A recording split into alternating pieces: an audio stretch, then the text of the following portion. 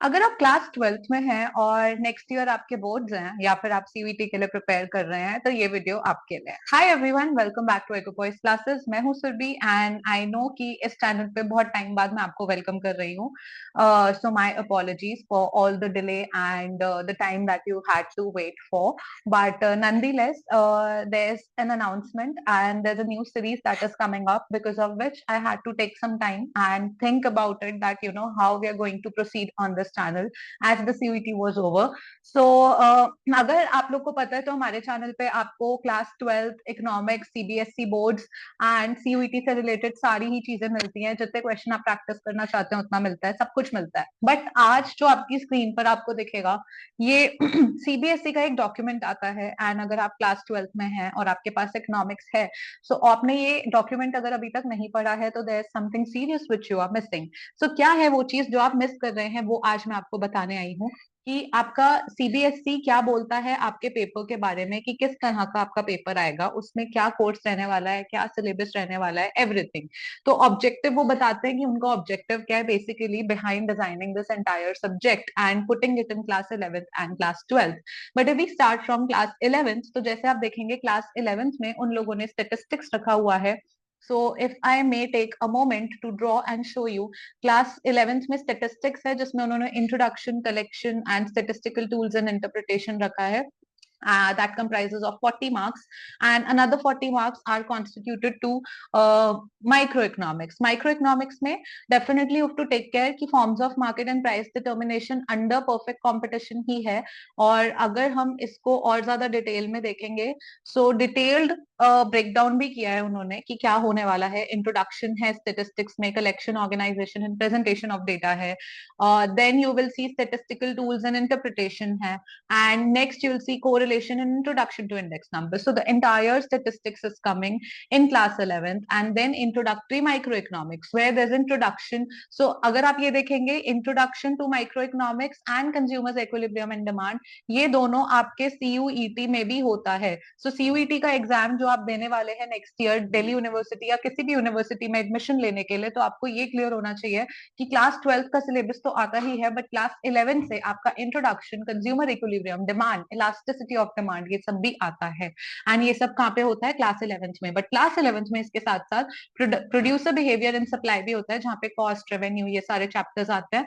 And perfect competition होता है, but you have to take care कि परफेक्ट कॉम्पिटिशन सिर्फ शॉर्ट टर्म तक होता है, बाकी कोई फॉर्म ऑफ मार्केट नहीं होता, मोनोपोली, ओलिगोपोली, ये सब नहीं होता, सिर्फ परफेक्ट कॉम्पिटिशन तक ही रहता है। ओके, सो ये आपका रहता है पूरा क्लास 11 सीबीएसई का कोर्स। अगर हम आ जाएं क्लास 12 की बात करें, तो सबसे पहले उन्होंने ये बताया कि यहाँ पे वो किस टाइप के क्वेश्चन देते हैं, वो क्या एक्सपेक्ट करते हैं सीबीएसई आपसे बोर्ड्स के पेपर में, या सीबीएसई जब एग्जाम लेते हैं तो वो क्या आपसे एक्सपेक्ट करते हैं कि कुछ रिमेम्बरिंग एंड अंडरस्टैंडिंग के क्वेश्चन हो, कुछ अप्लाई करने के हो कॉन्सेप्ट, और कुछ एनालाइजिंग इवेल्युएटिंग के क्वेश्चन हो, न्यूमेरिकल्स हो। तो इस टाइप के क्वेश्चन की क्या परसेंटेज रहती है उन्होंने ये बताया, 80 मार्क्स का आपका पेपर रहता है। आ जाते हैं क्लास 12th पे, क्योंकि बोर्ड्स देना है आपने नेक्स्ट ईयर। तो बोर्ड्स में आपका जो सिलेबस रहता है वो इंट्रोडक्टरी मैक्रो इकोनॉमिक्स रहता है एंड इंडियन इकोनॉमिक डेवलपमेंट रहता है। Again 40 marks each. इसको अगर डिटेल ब्रेकडाउन करना हो तो आपको पता चलेगा कि मैक्रो इकोनॉमिक्स में नेशनल इनकम रहता है, money in banking, determination of income, government budget and balance of payment, सारे ही यूनिट्स, यानी आपका एंटायर मैक्रो इकोनॉमिक्स जो आप सीबीएसई के लिए पढ़ रहे हैं, जो आप बोर्ड्स के लिए पढ़ रहे हैं, वो एज इट इज सीयूईटी में भी आता है। लेकिन क्या इतना काफी है कि आपने एक बार पढ़ लिया और सीयूईटी हो जाएगा? नहीं, उस पर हम बाद में बात करेंगे। लेकिन अभी के लिए आपको ये जानना है कि जो कोर कॉन्सेप्ट है, अगर कॉन्सेप्चुअल नॉलेज है, तो ये सीयूईटी में सारा का सारा सिलेबस एज इट इज आता है। बात करते हैं इंडियन इकोनॉमिक डेवलपमेंट की, तो बोर्ड्स के लिए आपको पढ़ने हैं यहाँ पे डेवलपमेंट एक्सपीरियंस, यानी इसमें 3 चैप्टर्स आते हैं आपके। Indian economy on the eve of independence, Indian economy 1950 से 1990 पे कैसी थी। सो बेसिकली हम देखते हैं 1947 से पहले इकोनॉमी का क्या हाल था, देन 1950 से लेके 1990 तक क्या हुआ हमारी इकोनॉमी में, ये एक चैप्टर है, ये एक चैप्टर है। एंड फाइनल चैप्टर है 1991 के बाद क्या रिफॉर्म्स आए जो आज तक कंटिन्यू हो रहे हैं। इसके बाद हम बात करते हैं current challenges facing Indian economy की। इस यूनिट में बहुत सारे चैप्टर्स होते हैं, जैसे human capital formation, rural development, employment and sustainable economic development. ये सब सीवीटी में आता है, पर इसके साथ साथ यहाँ पे पॉवर्टी और इंफ्रास्ट्रक्चर चैप्टर है आपका। ये सीबीएसई नहीं बोलता, बोर्ड्स में नहीं आता, लेकिन सीयूईटी में आता है। तो ये एडेड चीज है जो सीयूईटी में आती है, लेकिन आपको बोर्ड्स के लिए अभी इसकी टेंशन लेने की जरूरत नहीं है।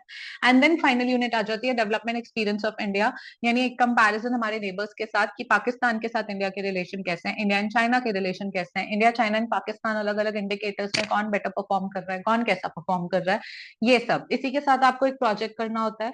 सो वो प्रोजेक्ट आपके स्कूल्स बताते हैं। लेकिन अब यहाँ पे आ जाती है एक सबसे सबसे ज्यादा क्रिटिकल चीज जो आपको समझनी जरूरी है। वो क्या है कि उन्होंने प्रिस्क्राइब करी है बुक्स, यानी आपका सीबीएसई के एग्जाम में, बोर्ड एग्जाम में आपको क्या बुक्स रेफर करनी है वो बोली गई है। और ये सिंपल सिंपल डॉक्यूमेंट में साफ बोला है कि स्टेटिस्टिक्स के लिए भी एनसीईआरटी, इंडियन इकोनॉमिक डेवलपमेंट के लिए एनसीईआरटी, माइक्रो के लिए एनसीईआरटी, मैक्रो के लिए NCERT, and the above publication are also available in Hindi medium. इसके साथ आप सप्लीमेंट्री रीडिंग मटेरियल ले सकते हैं सीबीएसई के लिए, लेकिन आपको जो मेन बुक है वो एनसीईआरटी तो फॉलो करनी ही करनी है, ये उन्होंने मेंशन किया है। एंड आई एम ग्लैड कि सीबीएसई के डॉक्यूमेंट में ये मेंशनड है, वेयर एज ये चीज सीयूईटी के कहीं भी सिलेबस में या एनसीईआरटी में मेंशन, एनटीए ने वेबसाइट पे कहीं मेंशन नहीं किया है।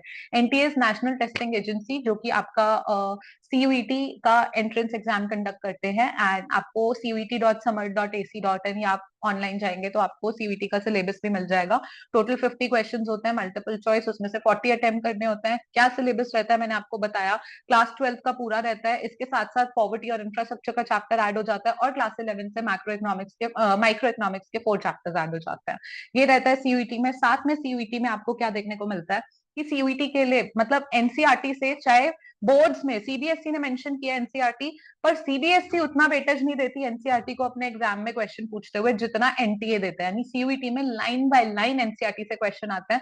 और अगर आप जानना चाहते हैं किस तरह के आते हैं, सो गो एंड वॉच, प्लेलिस्ट है मेरी मिशन सीयूईटी 2024 के नाम से। इसमें मैंने लगातार डेली क्वेश्चंस दिए थे, 5 क्वेश्चंस इन एवरी वीडियो, जहां पे मैंने आपको ये भी दिखाया था कि लास्ट ईयर कैसे क्वेश्चन आए थे सीयूईटी में, उनके आंसर एनसीईआरटी में लाइन बाय लाइन कहाँ पर है। इससे आपको एक आइडिया होगा कि आपको कैसे प्रिपेयर करना है। सो सेम कंटेंट अगर आप एनसीईआरटी का एक चैप्टर खोल के बैठे हैं, फॉर एग्जाम्पल नेशनल इनकम, आपने चैप्टर खोला, अब ये चैप्टर आपको सीबीएसई के लिए कैसे पढ़ना है वर्सेस आपको सीयूईटी के लिए कैसे पढ़ना है, क्योंकि चैप्टर तो एक ही है लेकिन क्वेश्चन का पूछने का स्टाइल अलग है। तो ये देखने के लिए सबसे पहले आप जाइए उस प्लेलिस्ट पे, ये देखिए सीयूईटी का प्रिपरेशन शुरू करने से पहले कि क्वेश्चन किस तरह आते हैं। So I would say this is a reverse process, that start with the question first, start analysing past year में कैसे क्वेश्चन आए हैं, कहाँ से क्रिएट गए हैं, एंड उसके बेसिस पे पढ़ाई करिए अपनी, ताकि एक स्मार्ट लर्निंग हो, ना कि you will continue hard work but directionless, then there is no point. So हमें स्मार्टली अपना 1 ईयर यूज करना है, जिससे कि हम सीयूईटी के लिए भी तैयार हो, बिकॉज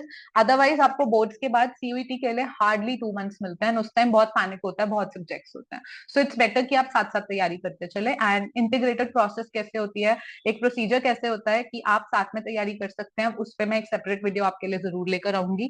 इसी के साथ साथ यही सेम पेपर डिजाइन उन्होंने आपको बताया कि किस तरह आपकी मार्किंग स्कीम है, एंड आपको इसमें प्रोजेक्ट्स के बारे में बताया हुआ है, टॉपिक्स दिए हुए हैं कि आप कौन से टॉपिक्स पे प्रोजेक्ट कर सकते हैं। सो अभी अगर आप ये नोटिस करेंगे एंड आप ये पूरा स्ट्रक्चर देखेंगे सीबीएसई का, तो आपको यही पता चलेगा कि इस पूरे स्ट्रक्चर में आपके अलग अलग चैप्टर्स तो आ रहे हैं, और क्लास 11th में कौन सा है, क्लास 12th में कौन सा है। आई थिंक ये क्लियर हो गया डॉक्यूमेंट से। सो अगर डॉक्यूमेंट से ये क्लियर हो चुका है, तो जो अनाउंसमेंट है मेरी, हम उस पर आ जाते हैं। जो अनाउंसमेंट है वो ये है कि अब आपके लिए मैं ये सीरीज ला रही हूँ जहाँ पे डेली हर वीक आपके लिए अलग अलग टॉपिक आएगा।